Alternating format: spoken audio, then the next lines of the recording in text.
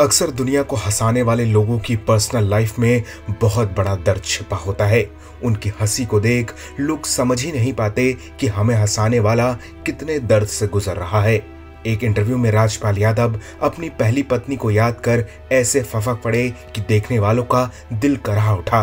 राजपाल ने बताया कि जिस पत्नी के साथ वो कल तक थे, अगले ही दिन उनके हाथों में पत्नी की लाश थी।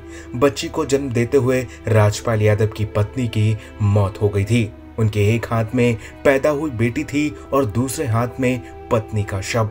ललन टॉप को दिए इंटरव्यू में राजपाल ने कहा, मेरे पिता ने मेरी 20 साल की उम्र में शादी कर दी थी।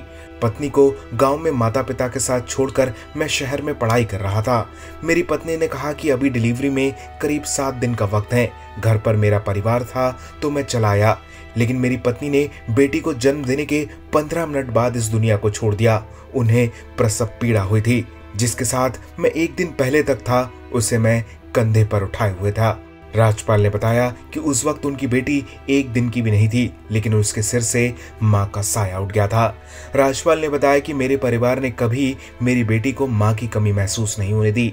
राजपाल ने कहा कि मैं करियर के चलते बेटी को घर में परिवार के पास छोड़कर चला गया और उस वक्त मेरे परिवार ने मेरी बेटी की बहुत अच्छी परवरिश की। साल 2003 में राजपाल ने दूसरी शादी राधा से कर ली। इसके बाद राजपाल अपनी बेटी को लेकर मुंबई आ गए। राधा ने बेटी की परवरिश की और उसे अच्छी शिक्षा दिलाई। राजपाल ने कहा कि बेटी के लिए जो भी योगदान है वो मेरी दूसरी पत्नी राधा और मेरे परिवार का है।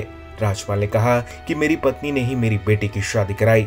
आज वो बेटी लखनऊ में अपना घर बसा चुकी है और उसका पति बैंक में असिस्टेंट मैनेजर है। लोग ये नहीं जानते कि जो राजपाल दुनिया को इतनी खुशी देते हैं, उन्होंने खुद जिंदगी में कितना दुख झेला है। राजपाल ने पहली बार अपनी पहली पत्नी का जिक्र किया। उनके चेहरे पर साफ साफ पत्नी को खो देने का गम था। आप क्या कहेंगे राजपाल के बारे में?